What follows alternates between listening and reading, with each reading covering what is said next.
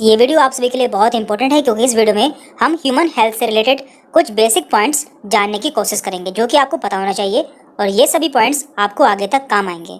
तो यहाँ पे हम देखेंगे ब्लड प्रेशर, पल्स, ऑक्सीजन, ये सभी चीज़ें आपको आगे तक काम आती हैं।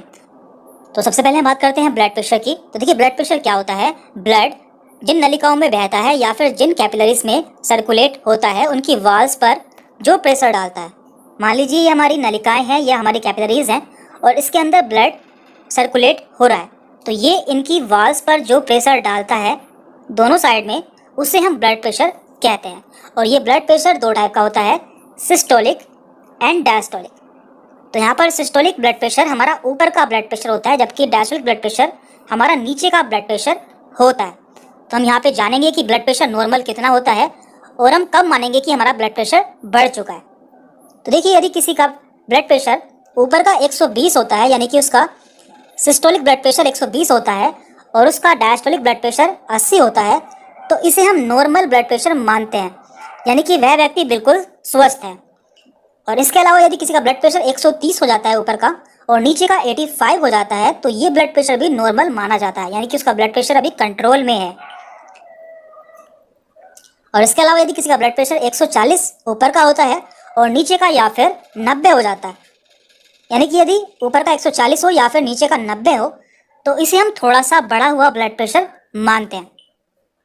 एंड लास्ट में यदि किसी का ब्लड प्रेशर ऊपर का 150 हो जाता है और नीचे का 95 हो जाता है, तो इसे हम वेरी हाई ब्लड प्रेशर मानते हैं, यानी कि उसका ब्लड प्रेशर बहुत ज़्यादा बढ़ चुका है।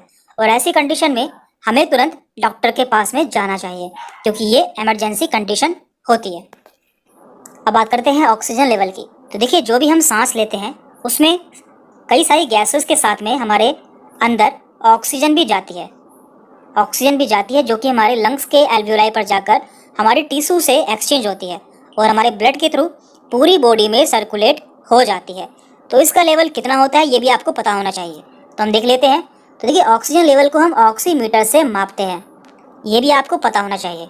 और यदि किसी का ऑक्सीजन लेवल 94 है या 94 से ज़्यादा है, तो वो व्यक्ति बिल्कुल सामान्य है, यानी कि उसका ऑक्सीजन लेवल बिल्कुल नॉर्मल है। और यदि किसी का ऑक्सीजन लेवल 95 से 100 के बीच में आता है, तो उसका ऑक्सीजन लेवल काफ़ी अच्छा है। अब बात करते हैं कि हम इसे कम कब मानेंगे। यदि किसी का ऑक्सीजन लेवल 90 से 93 के बीच में आता है, तो उसका ऑक्सीजन लेवल ज़रा सा कम है, यानी कि उसका ऑक्सीजन लेवल थोड़ा सा कम हो गया है और इसे आप एक्सरसाइज द्वारा सही कर सकते हैं। लेकिन यदि किसी का ऑक्सीजन लेवल 80 से 89 हो गया है या इससे भी कम हो गया है, तो ऐसे में उसका ऑक्सीजन लेवल बहुत कम हो चुका है और ऐसी कंडीशन में आपको डॉक्टर की सलाह पर एडमिट हो जाना चाहिए। अब बात करते हैं हम पल्स रेट की। तो देखिए ये भी किसी हेल्थी पर्सन की हेल्थ को मेज़र करने के लिए बहुत ही अच्छा क्राइटेरिया है।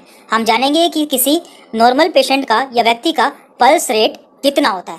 तो देखिए ये होता क्या है, हमारा दिल या हमारा हार्ट 1 मिनट में जितनी बार बीट होता है या धड़कता है उसे हम पल्स रेट कहते हैं। नॉर्मली ये 72 से 75 टाइम्स बीट करता है। तो देख लेते हैं। देखिए यहाँ पे लिखा हुआ है 72 पर मिनट, यानी कि यदि किसी पेशेंट का या व्यक्ति का हार्ट 1 मिनट में 72 बार बीट हो रहा है, तो इसे हम बहुत अच्छा पल्स रेट मानते हैं, यानी कि उसका पल्स रेट गुड है। और यदि किसी का 60 से 80 के बीच में पल्स रेट आता है, तो उसका पल्स रेट नॉर्मल है। लेकिन यदि किसी का पल्स रेट 90 से 120 के बीच में आता है, तो उसका पल्स रेट काफ़ी बढ़ा हुआ है। तो ये भी आपको पता होना चाहिए। अब बात करते हैं हम शरीर का तापमान, यानी कि बॉडी टेम्परेचर। ये जानना भी आपके लिए बहुत इंपॉर्टेंट है कि हमारे शरीर का टेम्परेचर कितना होता है।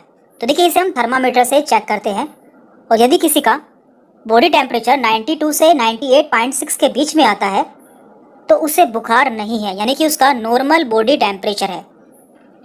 और यदि किसी का टेम्परेचर आपको 99 मिलता है, तो उसे हल्का सा बुखार है। और यदि किसी का टेम्परेचर 100 से 102 या उससे ज़्यादा मिलता है, तो उसे ज़्यादा बुखार है। तो ये भी आपको पता होना चाहिए। अब बात करते हैं हम HRCT या फिर चेस्ट सीटी स्कैन की। ये आजकल बहुत कॉमन है और इसमें हम किसी भी बॉडी पार्ट को या किसी भी बॉडी ऑर्गन का डिटेल में एनालिसिस कर सकते हैं। तो यहाँ पे कुछ स्कोर दिए जाते हैं, जैसे कि 0 से 8, 9 से 18, 19 से 25। तो पहले हम इसे समझ लेते हैं कि ये होता क्या है। देखिए यहाँ पे हमने लंग्स का डायग्राम लिया है इसे समझने के लिए। तो देखिए लंग्स में 2 साइड होती है, यानी कि 2 लंग्स होते हैं, राइट एंड लेफ्ट। तो आप जानते हैं कि राइट साइड में हमारे लंग्स में 3 लोब होते हैं, सुपीरियर, मिडल एंड इन्फीरियर। जबकि लेफ्ट साइड में हमारे लंग्स में केवल 2 लोब होते हैं, सुपीरियर एंड इन्फीरियर। तो देखिए यहाँ पे हम इन्हें कुछ नंबर्स देते हैं, यानी कि सिटी स्कोर देते हैं। तो यहाँ पे हम हर लोब को 5 सिटी स्कोर देते हैं। मान लीजिए यहाँ पे हमने 5 दिया है इस लोब को, इसे भी 5 दिया है, इसे भी 5 दिया है, इसे भी 5 दिया है और इसे भी 5 दिया है। तो कुल मिलाकर हमारा स्कोर बनता है 25। तो हम सिटी स्कैन में देखते हैं कि हमारा कितना % या कितने लोब खराब हो गए हैं। यदि हमारा, मान लीजिए कि हमारा सुपीरियर लोब में से इसका 3 पॉइंट खराब हो गया है, तो हम मानेंगे कि यहाँ पे केवल इसका 2 पॉइंट ही सही है। और मान लीजिए कि यहाँ से हमारा 1 पॉइंट खराब हो गया है, तो यहाँ पे हमारा केवल 4 पॉइंट ही सही है।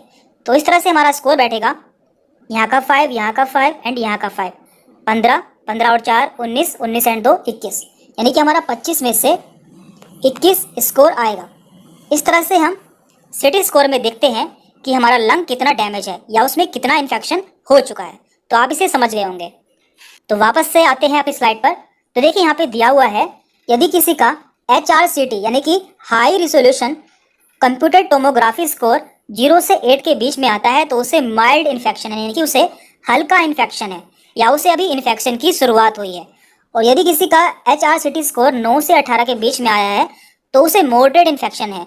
और यदि किसी का HRCT स्कोर 19 से 25 के बीच में आया है तो उसे सीवियर इन्फेक्शन है, यानी कि उसे काफ़ी गंभीर इन्फेक्शन हो चुका है। तो इससे आप जान सकते हैं कि किसी को कितना इन्फेक्शन हुआ है उसके लंग्स में। और साथ में आपको ये भी जानना जरूरी है कि माइल्ड इन्फेक्शन में जो कंडीशन है या इन्फेक्शन है वो नॉर्मल दवाई से ठीक हो सकता है, लेकिन सीवियर इन्फेक्शन में ऑक्सीजन एंड वेंटिलेटर की ज़रूरत होती है। तो आज की वीडियो में हमने कुछ ऐसे बेसिक पॉइंट देखे हैं जो कि आपको पता होने चाहिए, क्योंकि आपको ये सभी पॉइंट आगे चलकर काफ़ी ज़्यादा काम आएंगे। तो इस वीडियो में इतना ही था। आपको यदि कोई कन्फ्यूजन होती है या कोई डाउट रहता है तो आप हमसे कमेंट करके पूछ सकते हैं। Thank you very much.